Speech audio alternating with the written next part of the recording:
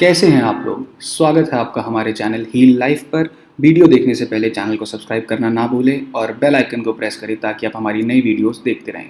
धन्यवाद। नमस्कार फ्रेंड्स, आप सभी का हार्दिक स्वागत है आज की चर्चा में, जो है गीता जी के अनुसार जैसी हमारी श्रद्धा वैसा हमारा आहार। पिछली 2 कड़ियों में हमने बात की थी सात्विक आहार और राजसिक आहार कौन सा है, किसको पसंद है, उसके परिणाम क्या हैं। आज हम बात करेंगे गीता जी के अनुसार तामसिक आहार कौन सा है, किसको पसंद है और उसके क्या परिणाम होते हैं। भगवान कृष्ण कहते हैं, यातयामं कतरसं पूति पर्युषितं च यत् उच्छिष्टम् अपि च मेध्यं भोजनं तामस प्रियम। जो भोजन अधपका, रस रहित और दुर्गंध युक्त तथा बासा और जूठा तथा अपवित्र भी हो, वह तामस प्रिय है। इस श्लोक में कृष्ण जी पुनः कहते हैं कि तामसिक लोगों को इस तरह का आहार प्रिय है। इसका मतलब कभी कभार यदि किसी ने तामसिक खाना खाया हो तो वो तामसिक हो गया हो, ऐसा नहीं होता। उदाहरण के लिए कृष्ण जी कहते हैं कि जूठा खाना तामसिक है, इसलिए हम ये नहीं कह सकते कि भगवान राम तामसिक थे क्योंकि राम जी ने शबरी के जूठे बेर खाए थे। सात्विक, राजसिक, तामसिक का संबंध भाव से होता है, न कि मात्र शारीरिक कर्म से। जो भी मनुष्य सात्विक है वे अपने कर्म को शांति से करेगा। वो खाना भी खाएगा तो शांति से खाएगा। उसके विपरीत राजसिक व्यक्ति खाना भी खाएगा तो उसमें दिखावे का पलड़ा हमेशा भारी होगा। राजसिक व्यक्ति की चाल ढाल, खाना पीना सब में दिखावा बहुत अधिक होता है, परंतु तामसिक मनुष्य आलस, निद्रा और काम चोरी की प्रवृत्ति के कारण जैसा आहार लेगा उस पर ही इस श्लोक में चर्चा की गई है। अधपका, यहाँ यम 3 घंटे का होता है। यातयाम का अर्थ है अधपका लिया गया खाना, न कि बासा। तामसिक मनुष्य के मूल में आलस है, इसलिए प्रयास कौन करे, कौन एफर्ट करे। तो झट से कोई वस्तु बनाओ और खाओ, चाहे आहार पूरी तरह से पका भी ना हो।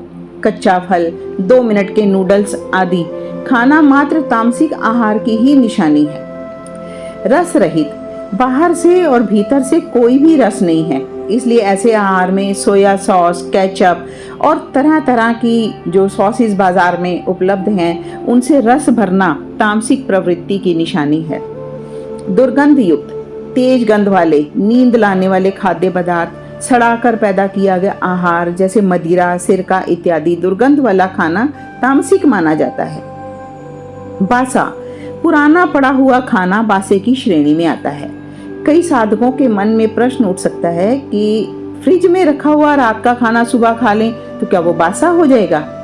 कृपया करके शब्दों पर ध्यान नहीं दें, भाव को समझें। यदि हमारी प्रवृत्ति में आलस है और काम को टालने की प्रवृत्ति है, हम प्रिकॉस्टिनेशन करते हैं, तो फिर हम तामसिक हैं। यदि हम किसी श्रेष्ठ लक्ष्य में लगे हुए हैं और समय का सदुपयोग करने के लिए हम फ्रिज का खाना खा लेते हैं, तो वो तामसिक नहीं है। जूठा खाना बीमारी का घर है। कीटाणु खाने के माध्यम से हमारे शरीर में अधिक घुसते हैं। यदि किसी रोगी मनुष्य का छुआ हुआ खाना भी खाया जाएगा तो बीमारी बढ़ती ही बढ़ती है। अपवित्र, खून तथा वीर्य से पैदा हुआ मांस, मछली, अंडा अपवित्र आहार है। इस तरह के आहार को खाना तो दूर, उनकी चर्चा करना भी बेकार है। इसलिए हम सोचें और ऐसे खाने को खाना तो दूर, इस पर बात करना भी खाने का अपमान है। तो कौन सा खाना तामसिक है?